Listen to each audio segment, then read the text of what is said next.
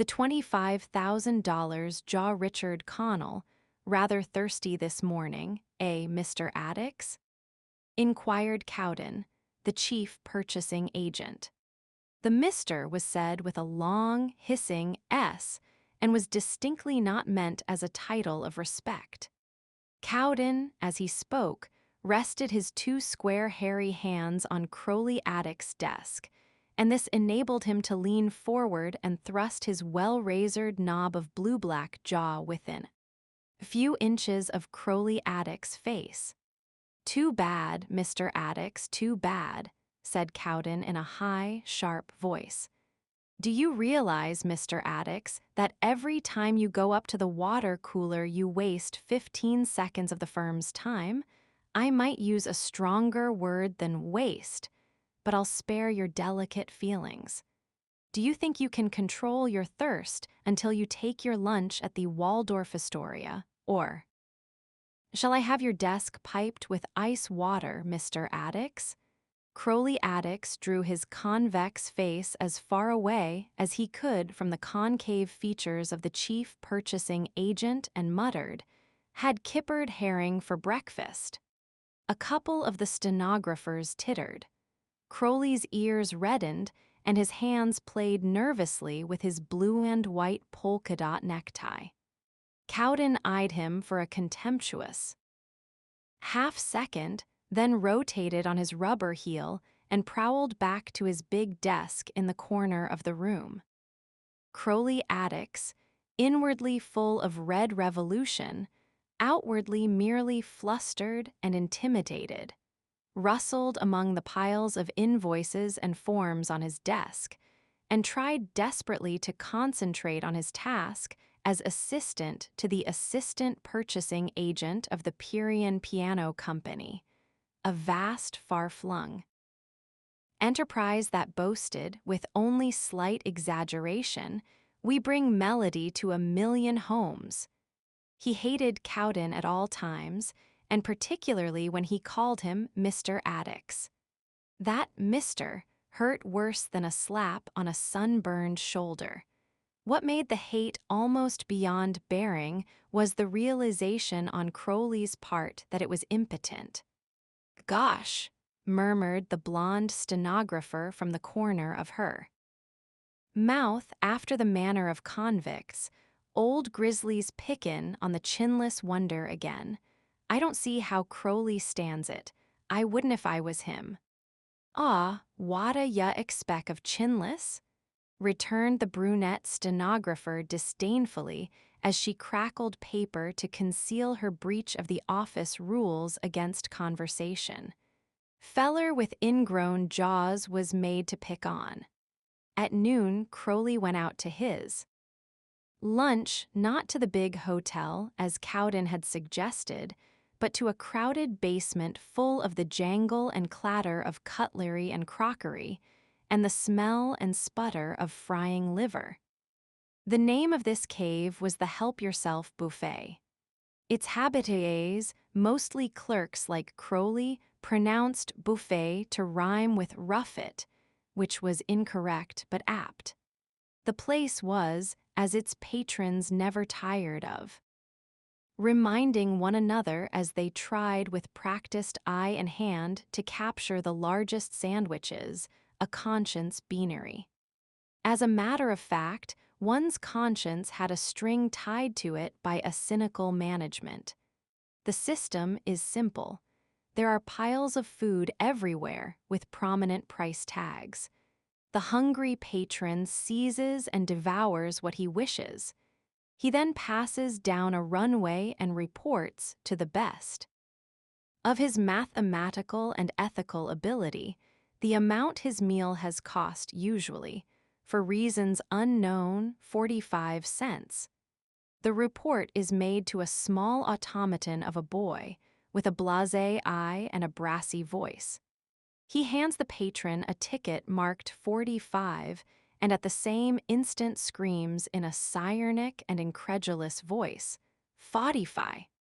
Then the patron passes on down the alley and pays the cashier at the exit. The purpose of the boy's violent outcry is to signal the spotter, who roves among the foods, a derby hat cocked over one eye and an untasted sandwich in his hand, so that persons deficient in conscience may not basely report their total as 45 when actually they have eaten 90 cents worth. On this day, when Crowley Addicks had finished his modest lunch, the spotter was lurking near the exit.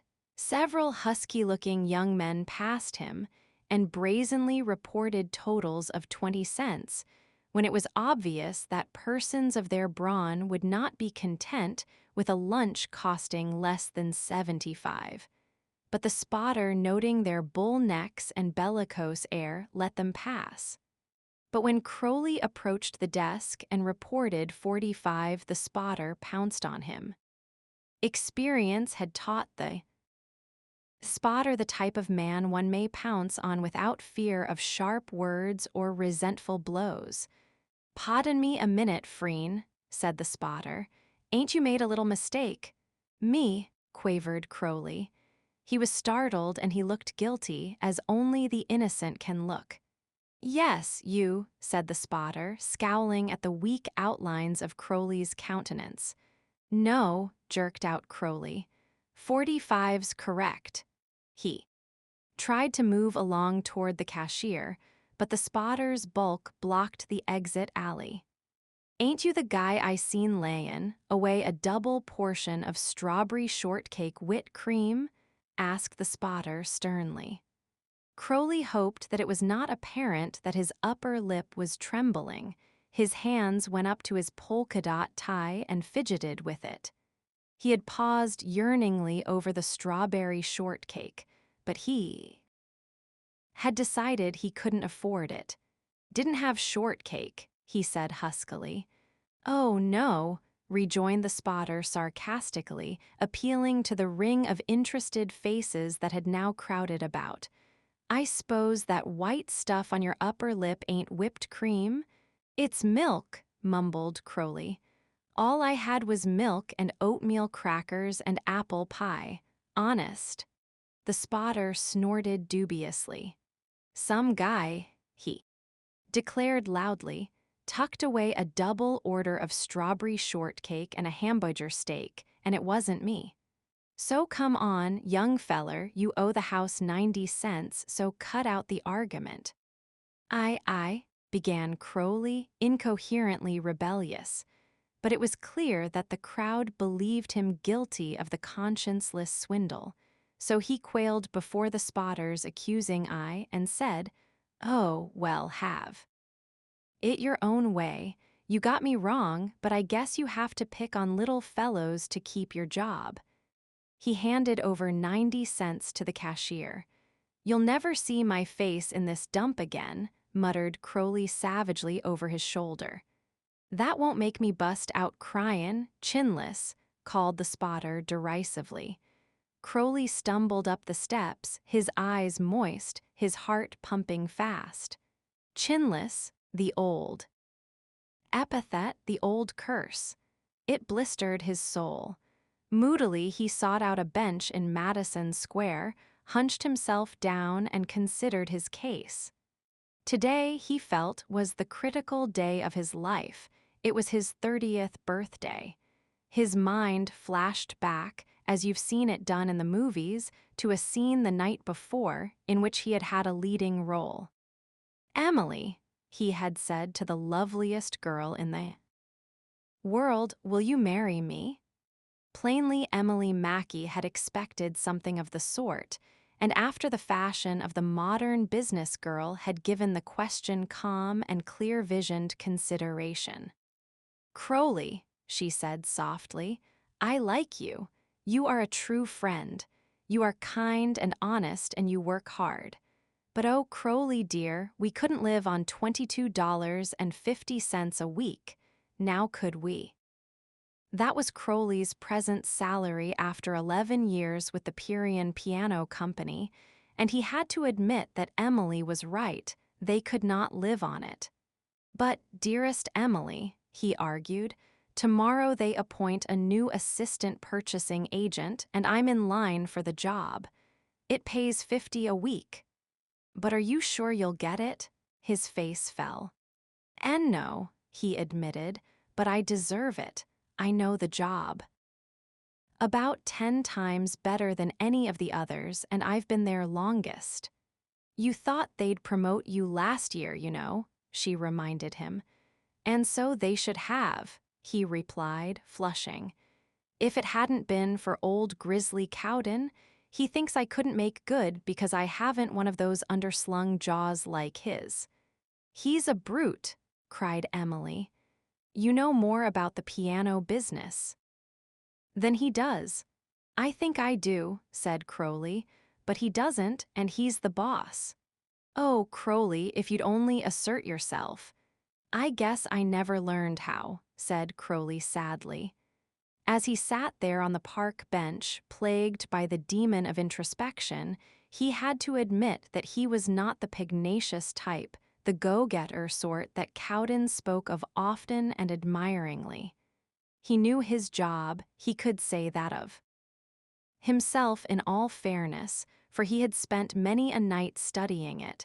Someday, he told himself, they'd be surprised, the big chiefs and all of them, to find out how much he did know about the piano business. But would they ever find out? Nobody, reflected Crowley, ever listened when he talked. There was nothing about him that carried conviction. It had always been like that since his very first day. In school, when the boys had jeeringly noted his rather marked resemblance to a haddock and had called out, "Chinless, chinless, stop tryin' to swallow your face." Around his chinlessness, his character had developed. No one had ever taken him seriously, so quite naturally, he found it hard to take himself seriously. It was inevitable that his character should become as chinless as his face. His apprenticeship under the thumb and chin of the domineering Cowden had not tended to decrease his youthful timidity. Cowden, with a jut of jaw like a paving block, had bullied Crowley for years. More than once Crowley had yearned burningly to plant his fist squarely on that blue-black prong of chin, and he had even practiced up on a second-hand punching bag with this end in view. But always he weakened. At the crucial instant, he let his resentment escape through the safety valve of intense application to the business of his firm. It comforted him somewhat to think that even the big-jawed president, Mr. Flagstead, probably didn't have a better grasp of the business as a whole than he, chinless Crowley Addicks, assistant to the assistant purchasing agent. But, and he groaned aloud at the thought, his light was hidden under a bushel of chinlessness. Someone had left a crumpled morning edition of an evening paper on the bench, and Crowley glanced idly at it. From out the pages stared the determined, incisive features of a young man very liberally endowed with jaw. Enviously, Crowley read the caption beneath the picture, "The fighting face of Kid McNulty, the Chelsea Bearcat who boxes Leonard." With a sigh, Crowley tossed the paper away. He glanced up at the Metropolitan Tower clock and decided that he had just time enough for a cooling beaker of soda. He reached the soda fountain just ahead of 3 other thirsty men. By every right, he should have been served first. But the clerk, a lofty youth with the air of a grand duke, after one swift, appraising glance at the place where Crowley's chin should have been, disregarded the murmured pineapple phosphate, please, and turned to serve the others. Of them he inquired solicitously enough, "What's yourn?" But when he came to Crowley, he shot him an impatient look and asked sharply, "Well, speak up, can't ya?" The cool drink turned to galling acid as Crowley drank it. He sprinted for his office, trying to cling to a glimmering hope that Cowden, despite his waspishness of the morning, had given him the promotion. He reached his desk a minute late. Cowden prowled past and remarked with a cutting geniality, harder to bear than a curse, "Well, Mr. Addicks, you dallied too long over your lobster and quail, didn't you?" Under his desk, Crowley's fists knotted tightly. He made no reply. Tomorrow, probably, he'd have an office of his own and be almost free from Cowden's ill-natured raillery.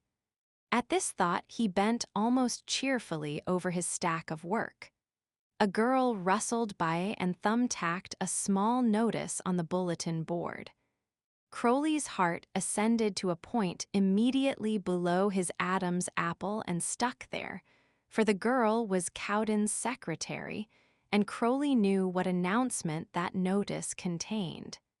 He knew it was against the Spartan code of office etiquette to consult the board during working hours, but he thought of Emily and what the announcement meant to him, and he rose and with quick steps crossed the room and read the notice. Ellis G. Baldwin has this day been promoted to assistant purchasing agent. Signed, Samuel Cowden C.P.A. Crowley Addicks had to steady himself against the board, the black letters on the white. Card jigged before his eyes, his stomach felt cold and empty. Baldwin promoted over his head. Blatant Baldwin, who was never sure of his facts but was always sure of himself. Cocksure, incompetent Baldwin. But he had a bulldog jaw. Crowley Addicks, feeling old and broken, turned around slowly to find Cowden standing behind him, a wry smile on his lips, his pinpoint eyes fastened on Crowley's stricken face. "Well, Mr. Addicks," purred the chief purchasing agent, "are you thinking of going out for a spin in your limousine, or do you intend to favor us with a little work today?" He tilted his jaw toward Crowley. I thought I was to get that job," began Crowley Addicks, fingering his necktie. Cowden produced a rasping sound by rubbing his chin with his finger. "Oh, did you, indeed?" he asked. "And what made you think that, Mr. Addicks?" "I've been here longest," faltered Crowley, "and I want to get married, and I know the job best, and I've been doing the work ever since Sebring quit, Mr. Cowden." For a long time, Cowden did not reply, but stood rubbing his chin and smiling pityingly at Crowley Addicks, until Crowley, his nerves tense, wanted to scream. Then Cowden, measuring his words, spoke loud enough for the others in the room to hear. "Mr. Addicks," he said, "that job needs a man with a punch, and you haven't a punch, Mr. Addicks. Mr. Addicks, that job requires a fighter, and you're not a fighter, Mr. Addicks. Mr. Addicks, that job requires a man with a jaw on him, and you haven't any jaw on you, Mr. Addicks. Get me?" He thrust out his own peninsula of chin. It was then that Crowley Addicks erupted like a long-suppressed volcano. All the hate of 11 bullied years was concentrated in his knotted hand as he swung it swishingly from his hip and landed it flush on the outpointing chin. An ox might have withstood that punch, but Cowden was no ox. He rolled among the waste paper baskets. Snorting furiously, he scrambled to his feet and made a bull-like rush at Crowley. Trembling in every nerve, Crowley Addicks swung at the blue-black mark again, and Cowden reeled against a desk. As he fell, his thick fingers closed on a cast-iron paperweight that lay on the desk. Crowley Addicks had a blurred split-second vision of something black shooting straight at his face. Then he felt a sharp, brain-jarring shock, then utter darkness. When the light came back to him again, it was in Bellevue Hospital. His face felt queer, numb, and enormous. He raised his hand feebly to it, It appeared to be covered with concrete bandages. "Don't touch it," cautioned the nurse. "It's in a cast and is setting." It took long weeks for it to set. They were black weeks for Crowley, brightened only by a visit or two from Emily Mackey. At last, the nurse removed the final bandage, and he was discharged from the hospital. Outside the hospital gate, Crowley paused in the sunlight. Not many blocks away, he saw the shimmer of the East River, and he faced toward it. He could bury his catastrophe there and forget his smashed-up life, his lost job, and his shattered chances of ever marrying. Who would have him now? At best, it meant the long, weary climb up from the very bottom, and he was past. 30, he took a half step in the direction of the river. He stopped. He felt a hand plucking timidly at his coat sleeve. The person who plucked at his sleeve was a limp youth with a limp cigarette and vociferous checked clothes and cap. There was no mistaking the awe in his tone as he spoke. "Say," said the limp youth, "ain't you Kid McNulty, de Chelsea Bearcat? He, Crowley Addicts, taken for Kid." McNulty, the prize fighter? A wave of pleasure swept over the despondent Crowley. Life seemed suddenly worth living. He had been mistaken for a prize fighter. He hardened his voice. "That's me," he said. "Gee," said the limp youth, "I seen ya box Leonard. Gee, that was a battle. Say, next time ya meet him you'll knock him for a row of circus tents, won't ya?" "I'll knock him for a row of aquariums," promised Crowley. And he jauntily faced about and strolled away from the river and toward Madison Square, followed by the admiring glances of the limp youth. He felt the need of refreshment and pushed into a familiar soda shop. The same lofty Grand Duke was on duty behind the marble counter and was taking advantage of a lull by imparting a high polish to his fingernails, and consequently, he did not observe the unobtrusive entrance of Crowley Addicts. Crowley tapped timidly with his dime on the counter. The Grand Duke looked up. "Pineapple phosphate, please," said Crowley in a voice still weak from his hospital days. The Grand Duke shot from his reclining position as if attached to a spring. Yes, sir, right away," he smiled and hustled about his task. Shortly he placed the beverage before the surprised Crowley. "Is it all right? Want a little more syrup?" inquired the Grand Duke anxiously. Crowley, almost bewildered by this change of demeanor, raised the glass to his lips. As he did so, he saw the reflection of a face in the glistening mirror opposite. He winced and set down the glass untasted. He stared, fascinated, overwhelmed. It must surely be his face. Since his body was attached to it, but how could it be? The eyes were the mild blue eyes of Crowley Addicts, but the face was the face of a stranger, and a startling-looking stranger at that.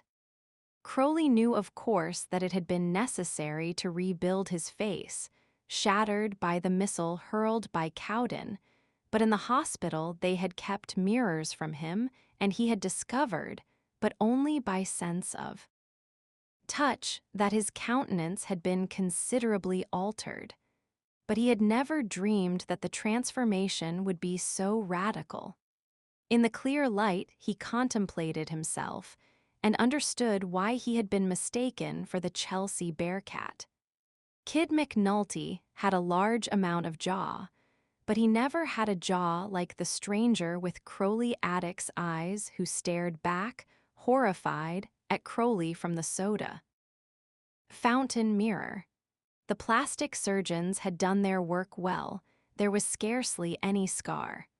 But they had built from Crowley's crushed bones a chin that protruded like the prow of a battleship. The mariners of mythology whom the sorceress changed into pigs could hardly have been more perplexed and alarmed than Crowley Addicks. He had, in his 30 years, grown accustomed to his meek, apologetic face. The face that looked back at him was not meek or apologetic. It was distinctly a hard face. It was a determined, forbidding face. It was almost sinister. Crowley had the uncanny sensation of having had his soul slipped into the body of another man, an utter stranger. Inside, he was the same timorous young assistant to the assistant purchasing agent, out of work. Outside, he was a fearsome being. Dangerous-looking man who made autocratic soda dispensers jump. To him came a sinking, lost feeling, a cold emptiness, the feeling of a gentle Dr. Jekyll who wakes to find himself in the shell of a fierce Mr. Hyde. For a second or two, Crowley Addicks regretted that he had not gone on to the river. The voice of the soda clerk brought him back to the world. "If your drink isn't the way you like." "It, sir," said the Grand Duke amiably. "Just say the word and I'll mix you up another." Crowley started up. "'Sall right," he murmured and fumbled his way out to Madison Square. He decided to live a while longer, face and all. It was something to be deferred to by soda clerks. He sank down on a bench and considered what he should do. At the twitter of familiar voices, he looked up and saw the blonde stenographer and the brunette stenographer from his former company passing on the way to lunch. He rose, advanced a step toward them, tipped his hat, and said, "Hello." The blonde stenographer drew herself up regally, as she had seen someone do in the movies, and chilled Crowley with an icy stare. "Don't get so fresh," she said coldly. "To whom do you think you're speaking to? You got a crust." Observed the brunette, outdoing her companion in crushing hauteur. "Just take yourself and your baby scarer away, Mr. Masher, and get yourself a job posing for animal crackers." They swept on as majestically as tight skirts and French heels would permit, and Crowley, confused, subsided back on his bench again. Into his brain, buzzing now from the impact of so many new sensations, came a still, stronger impression that he was not Crowley Addicks at all, but an entirely different and fresh-born being, unrecognized by his old associates. He pondered on the trick fate had played on him until hunger beckoned him to the help-yourself buffet. He was inside before he realized what he was doing, and before he recalled his vow never to enter there again. The same spotter was moving in and out among the patrons, the same Darby cocked over one eye, and an untasted sandwich, doubtless the same one, in his hand. He paid no special heed to the renovated Crowley Addicks. Crowley was hungry, and under the spotter's very nose he helped himself to hamburger steak and a double order of strawberry shortcake with thick cream. Satisfied, he started toward the blasé Czech boy with the brassy voice. As he went, his hand felt casually in his change pocket, and he stopped short, gripped by horror. The coins he counted there amounted to exactly 45 cents, and his meal totaled $1 at least. Furthermore, that was his last cent in the world. He cast a quick, frightened glance around him. The spotter was lounging against the check desk, and his beady eye seemed focused on Crowley Addicks. Crowley knew that his only chance lay in bluffing. He drew in a deep breath, thrust forward his new chin, and said to the boy, 45. "45," screamed the boy. The spotter pricked up his ears.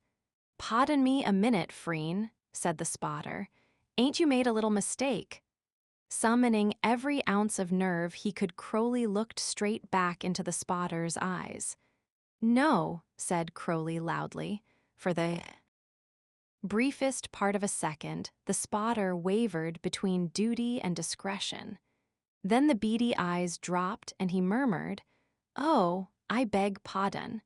I thought you was the guy that just got outside of a raft of strawberry shortcake and hamburger. Guess I made a little mistake myself." With the brisk, firm step of a conqueror, Crowley Attucks strode into the air, away from the scene he had once left so humiliated. Again, for many reflective minutes, he occupied one of those chairs of philosophy, a park bench, and revolved in his mind the problem: where do I go from here? The vacuum in his pockets warned him that his need of a job was imperative.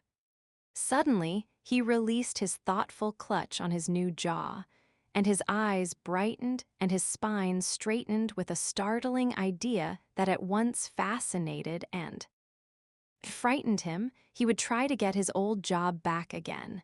Inside him, the old shrinking Crowley fought it out with the new Crowley. "Don't be foolish," bleated the old Crowley. "You haven't the nerve to face Cowden again." "Buck up," argued back the new Crowley. "You made that soda clerk hop and that spotter quail. The worst Cowden can say is no. You haven't a chance in the piano company anyhow." Demurred the old Crowley. "They know you too well. Your old reputation is against you. The spineless jellyfish class at $22.50 per is your limit there." "Nonsense," declared the new Crowley masterfully. "It's the one job you know. 10 to 1 they need you this minute. You've invested 11 years of training in it. Make that experience count." But Cowden may take a wallop at me," protested the old Crowley. "Not while you have a face like Kid McNulty, the Chelsea Bearcat," flashed back the new Crowley. The new Crowley won. 10 minutes later, Samuel Cowden swiveled round in his chair to face a young man with a pale, grim face and an oversized jaw. "Well?" demanded Cowden. "Mr. Cowden," said Crowley Attucks, holding his tremors in check by a great effort of will, "I understand you. Need a man in the purchasing department. I want the job." Cowden shot him a puzzled look. The chief purchasing agent's countenance wore the expression of one who says, "Where have I seen that face before?" "We do need a man," Cowden admitted, staring hard at Crowley, "though I don't know how you knew it. Who are you?" "I'm Attucks," said Crowley, thrusting out his new chin. Cowden started, his brow wrinkled in perplexity.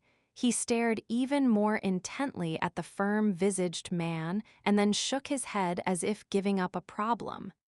"That's odd," he muttered, reminiscently stroking his chin. "There was a young fellow by that name here. Crowley was his first name. You're not related to him, I suppose?" Crowley, the unrecognized, straightened up in his chair as if he had sat on a hornet. With difficulty, he gained control over his breathing and managed to growl, "No, I'm not related to him." Cowden obviously was relieved. "Didn't think you were," he remarked almost amiably. "You're not the same type of man at all." "Do I get that job?" asked Crowley. In his own ears, his voice sounded hard. "What experience have you had?" questioned Cowden briskly. 11 years, replied Crowley. "With what?" "Company. With this company," answered Crowley evenly. "With this company?" Cowden's voice jumped a full octave higher to an incredulous treble. "Yes," said Crowley. "You asked me if I was related to Crowley Attucks. I said no. That's true. I'm not related to him, because I am Crowley Attucks." With a gasp of alarm, Cowden jumped to his feet and prepared to defend himself from instant onslaught. "Devil you are," he cried. "Sit down, please," said Crowley quietly. Cowden, in a daze, sank back into his chair and sat staring, hypnotized, at the man opposite him as one might stare who found a young pink elephant in his bed. "I'll forget what happened if you will," said Crowley. "Let's talk about the future. Do I get the job?" What's that?" Cowden began to realize that he was not dreaming. "Do I get the job?" Crowley repeated. A measure of his accustomed self-possession had returned to the chief purchasing agent, and he answered with as much of his old manner as he could muster. "I'll give you another chance if you think you can behave yourself."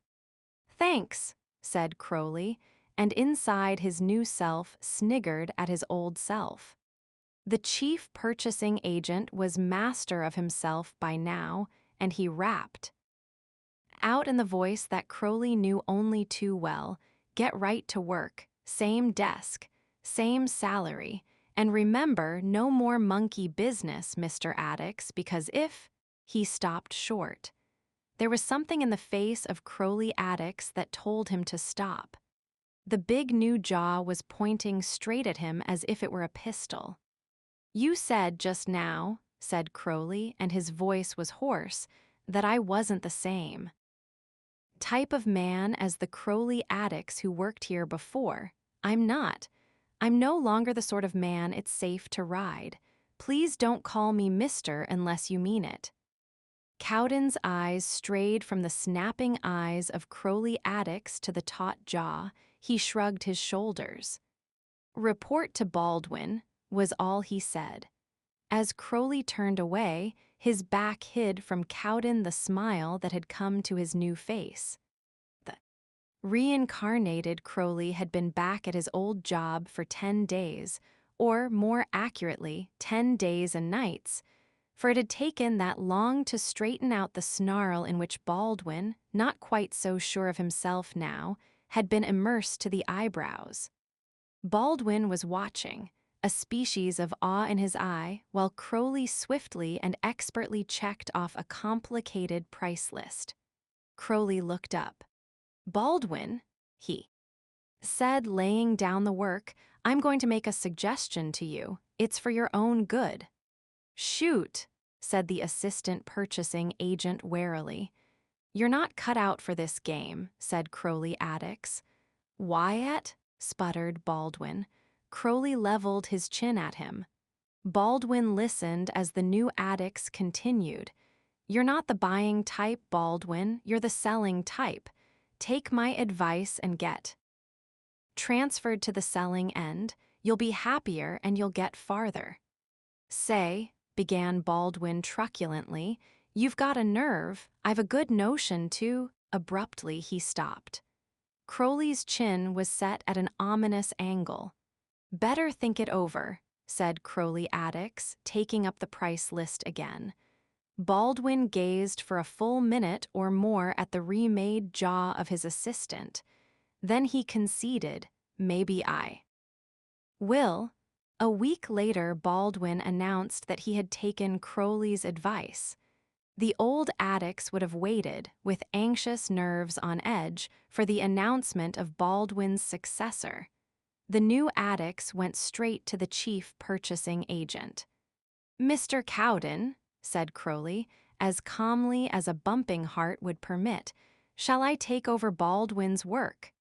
The chief purchasing agent crinkled his brow. Petulantly, "I had Heaton in mind for the job," he said shortly without looking up. "I want it," said Crowley Addicks, and his jaw snapped. His tone made Cowden look up. "Heaton isn't ripe for the work," said Crowley. "I am." Cowden could not see that inside Crowley was quivering. He could not see that the new Crowley was struggling with the old and was exerting every ounce of willpower he possessed to wring out the words. All Cowden could see was the big jaw, bulging and threatening. He cautiously poked back his office chair so that it rolled on its casters out of range of the man with the dangerous face. "I told you once before, Addicks," began the chief purchasing agent. You told me once before, interrupted Crowley Attic sternly, that the job required a man with a jaw. What do you call this? He tapped his own remodeled prow. Cowden found it impossible not to rest his gaze on the spot indicated by Crowley's forefinger. Unconsciously, perhaps, his beads of eyes roved over his desk in search of a convenient paperweight or other weapon. Finding none, the chief purchasing agent affected to consider the merits of Crowley's demand. "Well," he said with a judicial air, "I've a notion to give you a month's trial at the job." "Good," said Crowley, and inside he buzzed and tingled warmly. Cowden wheeled his office chair back within range again. A month after Crowley, Atticks had taken up his duties as assistant purchasing agent. He was sitting late one afternoon in serious conference with the chief purchasing agent. The day was an anxious one for all the employees of the Great Piano Company. It was the day when the directors met in solemn and awful conclave, and the ancient and acidulous chairman of the board, Cephas Langdon, who owned most of the stock, emerged, woodchuck-like, from his hole to conduct his annual much-dreaded inquisition into the corporation's affairs, and to demand, with many searching queries, why in Blue Thunder the company was not making more money. On this day, dignified and confident executives wriggled and wilted like tardy schoolboys under his grilling, and official heads were lopped off with a few sharp words. As frightened secretaries slipped in and out of the mahogany-doored boardroom, information seeped out, and breaths were held and tiptoes walked on as the reports flashed about from office to office. Old Langdon's on a rampage. He's raking the sales manager over the coals. He's fired Sherman, the advertising manager. He's fired the whole advertising department, too. He's asking what in Blue Thunder is the matter with the purchasing department. When this last ringside bulletin reached Cowden, he scowled, muttered, and reached for his hat. "If anybody should come looking for me," he said to Crowley, "tell 'em I went home." "Sick, but," protested Crowley, who knew well the habits of the exigent chairman of the board, "Mr. Langdon may send down here any minute for an explanation of the purchasing department's report." Cowden smiled sardonically. So he may," he said, clapping his hat firmly on his head. "Perhaps you'd be so good as to tell him what he wants to know." And still smiling, the chief purchasing agent hurried to the freight elevator and made his timely and prudent exit. "Gosh," said the blonde stenographer, "Grizzly Cowden S. ducked again this year." "Gee," said the brunette stenographer, "here, S. where poor Mr. Atticks gets it where Nellie wore the beads." Crowley knew what they were saying. He knew that he had been left to be a scapegoat. He looked around for his own hat, but as he did so, he caught the reflection of his new face in the plate-glass top of his desk. The image of his big, impressive jaw heartened him. He smiled grimly and waited. He did not have long to wait. The door was thrust open, and President Flagstead's head was thrust in.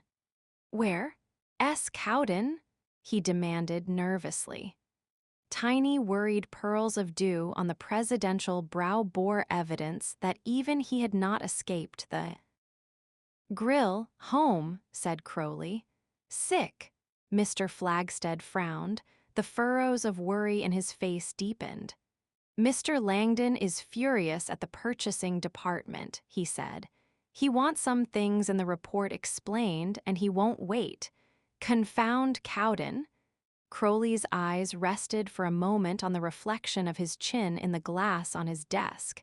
Then he raised them to the President S. "Mr. Cowden left me in." Charge, he said, hoping that his voice wouldn't break. I'll see if I can answer Mr. Langdon's questions. The president fired a swift look at Crowley. At first it was dubious, then, as it appraised Crowley's set face, it grew relieved. "Who are you?" asked the president. "Addict's assistant purchasing agent," said Crowley. "Oh, the new man. I've noticed you around," said the president. "Meant to introduce myself. How long have you been here?" 11 years, said Crowley. 11 years? The president was unbelieving. "You couldn't have been. I certainly would have noticed your face." He paused a bit awkwardly. Just then they reached the mahogany door of the boardroom. Crowley Addicts, outwardly a picture of determination, inwardly quaking, followed the president. Old Cephas Langdon was squatting in his chair, his face red from his efforts, his eyes, beneath their tufts of brow, irate. When he spoke, his words exploded in bunches like packs of firecrackers. Well, he snapped. "Where's Cowden? Why did Cowden come? I sent for Cowden, didn't I? I wanted to see the chief purchasing agent. Where's Cowden anyhow? Who are you?" "Cowden's sick. I'm Addicts," said Crowley. His voice trembled and his hands went up to play with his necktie. They came in contact with the point of his new chin, and fresh courage came back to him. He plunged his hands into his coat pockets, pushed the chin forward. He felt the eyes under the bushy brows surveying his chin. "Cowden's sick, eh?" inquired Cephas Langdon acidly. "Seems to me he's always sick when I want to find out what in blue thunder ails his department." He held up a report. "I installed a purchasing system in 1913, he said, slapping the report angrily, "and look here how it has been foozled." He slammed the report down on the table. "What I want to know, young man," he exploded, "is why material in the Syracuse factories cost 29% more for the past 3 months than for the same period last year. Why? Why?" He glared at Crowley Addicts as if he held him personally responsible. Crowley did not drop his eyes before the glare. Instead, he stuck his chin out another notch. His jaw muscles knotted. His breathing was difficult. The chance he'd been working for, praying for, had come. "Your purchasing system is all wrong, Mr. Langdon," he said, in a voice so loud that it made them all jump. For a second it seemed as if Cephas Langdon would uncoil and leap at the presumptuous underling with the big chin. But he didn't. Instead, with a smile in which there was a lot of irony and some interest, he asked, "Oh, indeed? Perhaps, young man, you'll be so good as to tell me what's wrong with it. You appear to think you know a thing or two." Crowley told him. 11 years of work and study were behind what he said, and he emphasized each point with a thrust of his jaw that would have carried conviction even had his analysis of the system been less logical and concise than it was. Old Cephas Langdon, leaning on the director's table, turned up his ear trumpet so that he wouldn't miss a word. Well, and what would you suggest instead of the old way?" he interjected frequently. Crowley had the answer ready every time. Darkness and dinner time had come before Crowley had finished. "Flagstead," said old Cephas Langdon, turning to the president, "haven't I always told you that what we needed in the purchasing department was a man with a chin on him? Just drop a note to Cowden tomorrow, will you, and tell him he needn't come back." He turned toward Crowley and twisted his leathery old face into what passed for a smile. "Young man," he said, "don't let anything happen to that jaw of yours. One of these bright days it's going to be worth $25,000 a year to you." That night, a young man with a prodigious jaw sat very near a young woman named Emily Mackey, who from time to time looked from his face to the ring finger of her left hand. "Oh, Crowley dear," she said softly, "how did you do it?" "Oh, I don't know," he said. "Guess I just tried to live up to my jaw."